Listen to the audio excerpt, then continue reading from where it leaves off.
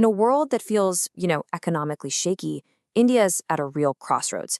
So today, we're going to break down the strategy behind its potential 2026 budget, a really bold move that basically says the best defense against a global storm might just be right here at home. Okay, let's get into it.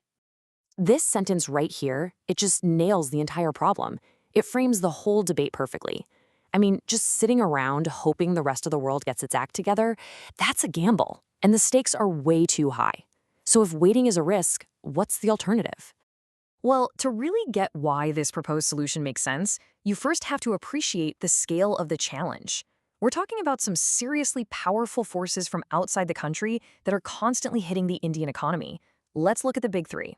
First up, there's the direct financial hit from all the friction in global trade. And we are not talking about small change here. Tariffs are hitting a massive $15 to $25 billion of India's trade.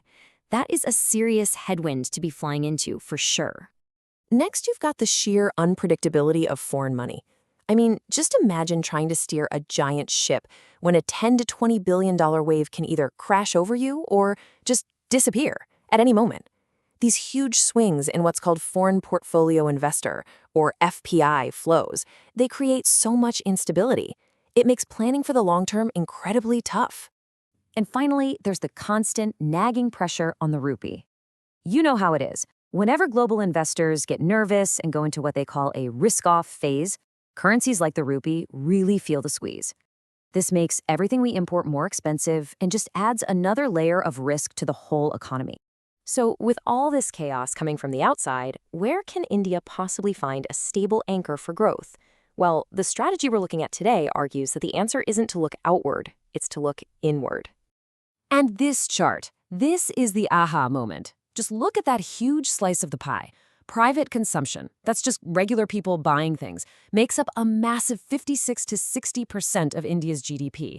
It is the single biggest, most dominant, and this is the key part, the most stable part of the economy.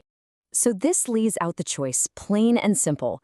On one side, you've got external demand, which gets hit by tariffs and volatile money flows. And on the other, you've got our own domestic demand, which offers stability and just incredible scale. The argument is pretty straightforward. Why bet on the unpredictable storm when you can bet on the shelter right here at home? But, and this is a big but, this is where we get to the heart of the whole issue. Shifting gears to boost our own consumption sounds great on paper, but it raises the massive trillion rupee question. And there it is. How do you actually get more money into people's hands so they can spend it without just borrowing recklessly and wrecking the country's financial health? This is the absolute central puzzle that the budget has to solve. The answer, according to this strategy, isn't about just spending more money. Nope. It's about being smarter with it. It's a four-pronged approach that's all about multipliers and unlocking value that's already there, instead of just opening the spending floodgates.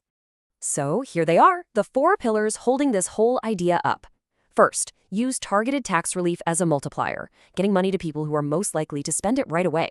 Second, keep the foot on the gas with infrastructure spending. We'll get to why in a sec.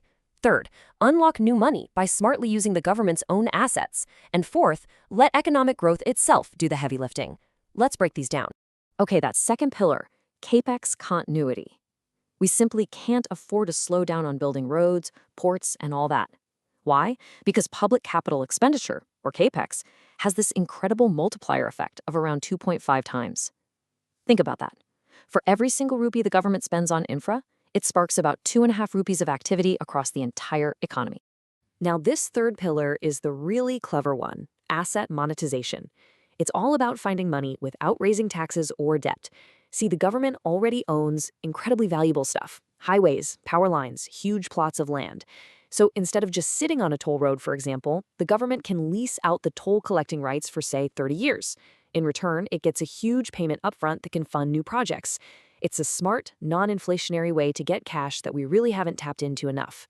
And the final pillar is maybe the most elegant one of all. It's simple. A growing economy is a healthy economy. When GDP goes up, people earn more. Companies make more profit. And guess what? They all pay more taxes.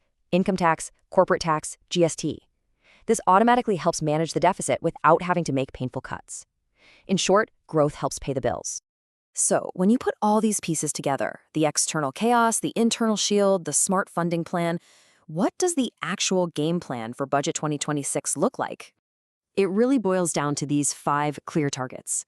1, get consumption going again. 2, create jobs, especially through MSMEs. That's our micro, small, and medium enterprises, the real backbone of the economy. 3, keep that infrastructure spending going strong. 4, maintain financial credibility with a smart, steady plan.